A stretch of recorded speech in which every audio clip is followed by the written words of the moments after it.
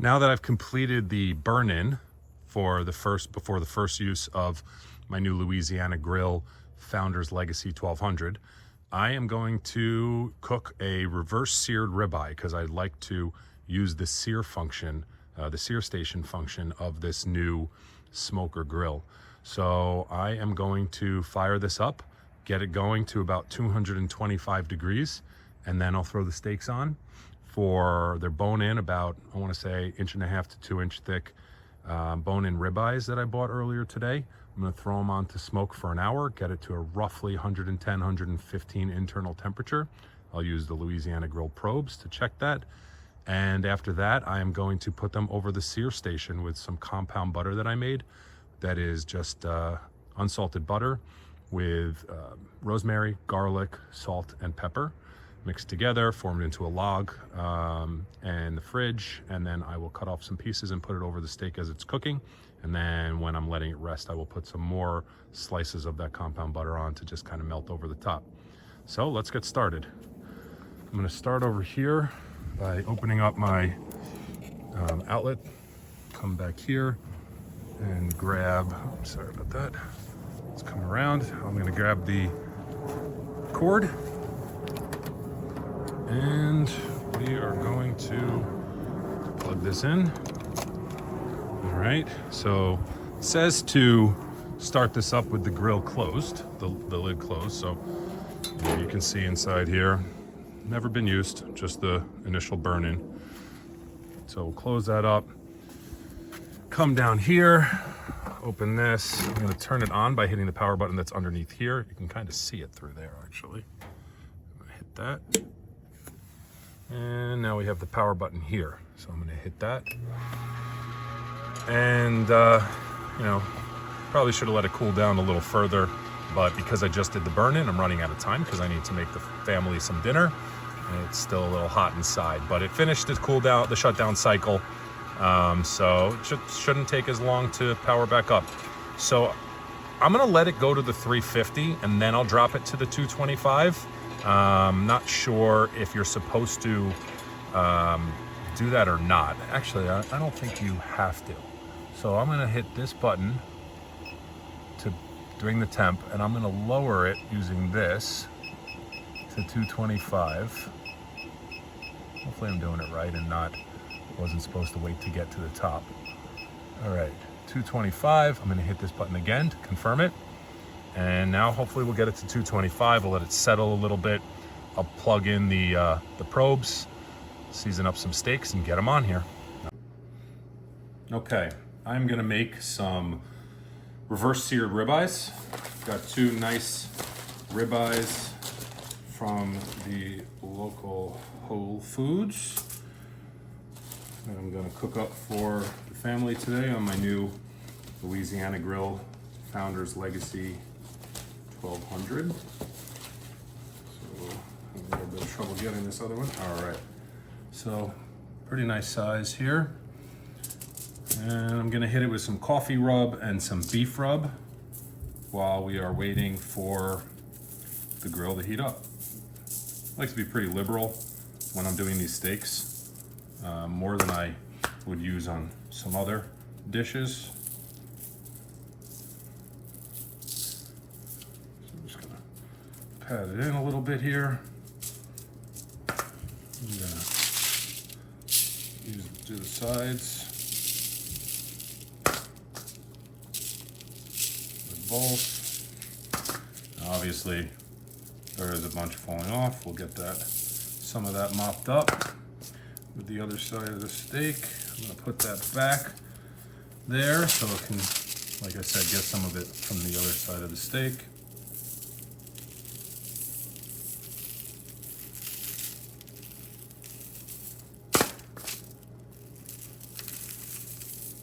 Okay, get it all the way around.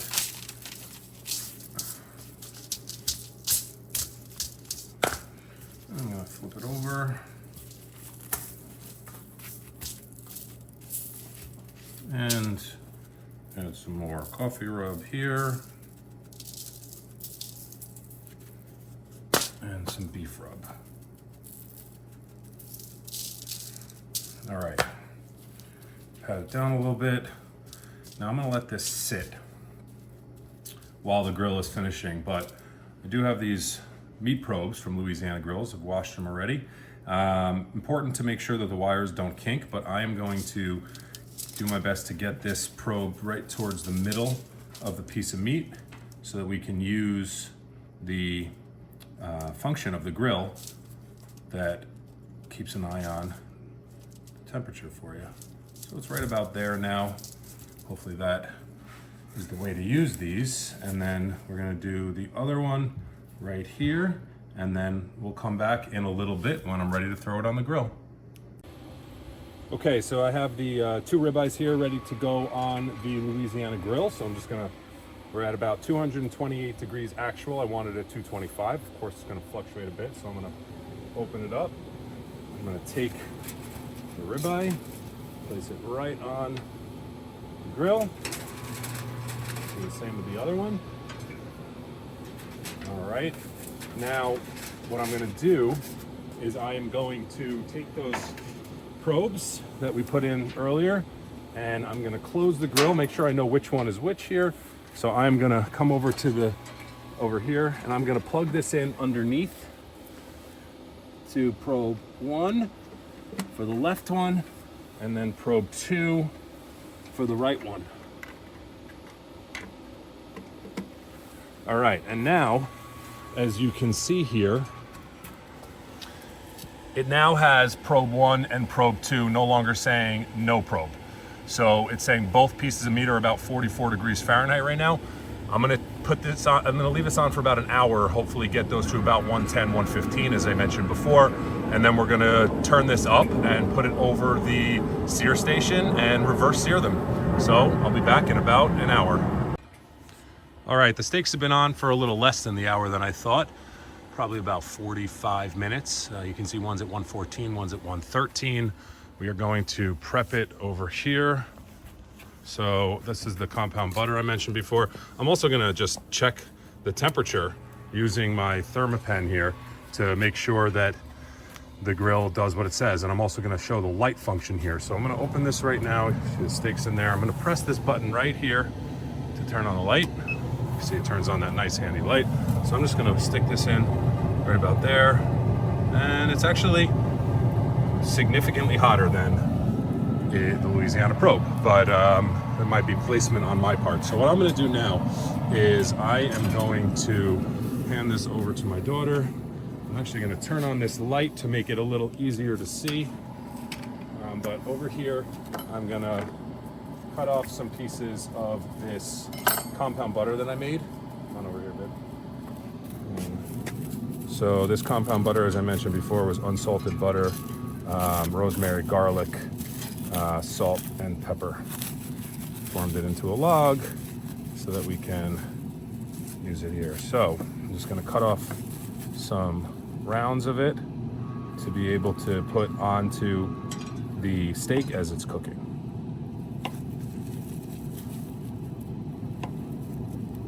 I'll probably end up using most, if not all of it. All right, so you can see over here, the tool hook holds these nicely. So we're gonna come over here to the grill, and I'm gonna bump up the temperature. Let's see, do I just press the button? No, I first have to hit the temperature button, and then I increase it. I'm gonna increase it to 400. Holding it does work.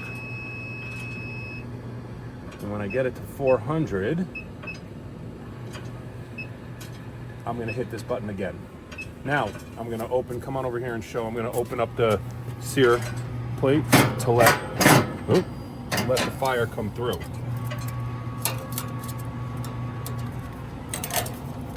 So we're gonna sear them on both sides. That fire should start coming up higher. Maybe we'll do one at a time. That fire should start coming up higher to sear them. Now, it says to close the grill while we're doing it. So I'm just gonna throw some pads of this compound butter on top, close the grill, and we're gonna wait a second. So this was incorrect. You are not supposed to close the lid of the barrel when you are using the sear station.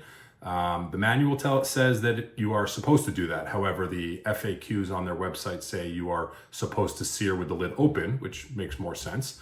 So I called them up and they said that the manual is incorrect and they will fix that, and that you are supposed to leave the lid up when using the sear station.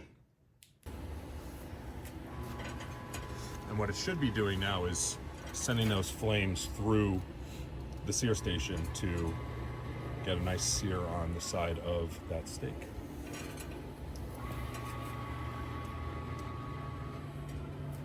Now, just so you can see that fire is roaring underneath it now, I'm gonna actually put some heads of butter on this one in the meantime, just so it's ready to go.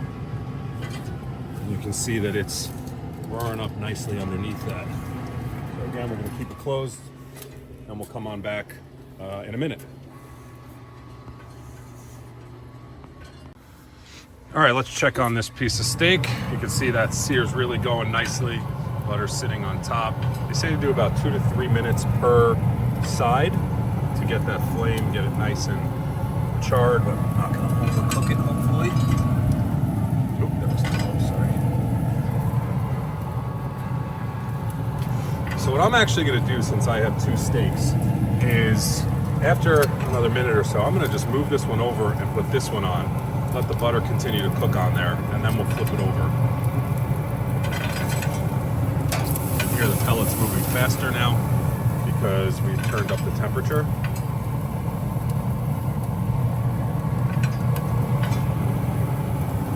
All right, I'm gonna move this off to the side, and we'll get this one, which has already had the butter starting to melt. We'll throw that right over. We'll let that one cook a little bit. Close this again, and we'll come back in about 2 minutes. All right, let's check on this one. All right, looking good in there.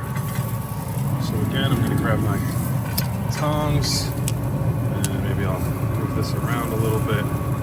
So normally I would do this in a cast iron pan, and I keep buttering it, but let's just let this butter soak in there. Move this off. Let's move the butter around on that one. Now I'm going to flip this. Alright. Some butter on this side without burning myself.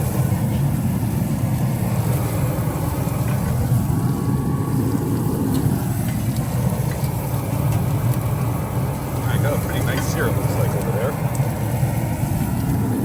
This guy's just waiting for us. Closed for another 2 minutes or so. All right, let's check on this again. Oh, we got some real good sear going now. So let's pull that guy off. Hopefully it's not too cooked. We're gonna flip. You can see it's some of the butter and juice is burning there. We're gonna throw that one on top. We're gonna monitor this one a little closer now that it's going like that, but I'm not terribly concerned. Oop, dropped the button. I don't want to burn my hand. Alright. So I'm actually going to leave this open now because how high is the flame is. I'm going to bring this over here and take a look at the sear. Pretty nice looking sear. Just check the temperature on this one. 126. Pretty good. I want to get it to about 135 for medium rare. So once this finished with this sear over here, we will maybe go back and forth. I can even see the grill marks. Got a nice healthy sear on that. All right, we'll check back on this in just a second. All right, this is really going, so I'm gonna pull this off to the side for a minute, let that calm down. And let's take another look at these steaks with this light. Man, those look good. I'm sure they're gonna taste as good as they look too. All right. So now I'm gonna check the temperature in them, maybe throw them back on that sear station for another minute each, just to get it to the roughly 130, let's say, so that it'll continue to cook a little bit when I take it off. And then I'll come back over here when we take them off and put them on the board and bring them inside. All right, and I think we're ready to take these off. So I'm going to hand this back to my daughter. We're going to come over here, and I'm going to take this cutting board and move it over to the front shelf.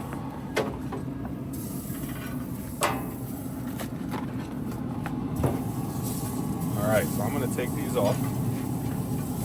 Remove the probe. Let some butter rest on top there.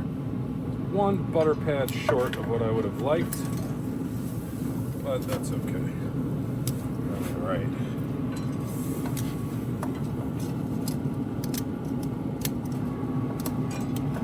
All right, I don't want to touch these. Obviously, they're very hot, so I'll try and get them out with.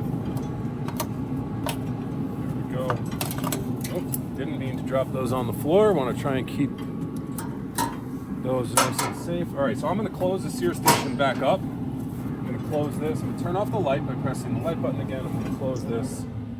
And now I'm going to quickly grab some tin foil and loosely put it on top to keep it warm. Again, it's cold out here in New York, so I want to get these inside. Now, if we take this back, come over here, and I'm gonna do the shutdown. I'm gonna hold this until it shuts off. And now, as I mentioned earlier in the burn-in video, this will continue to blow.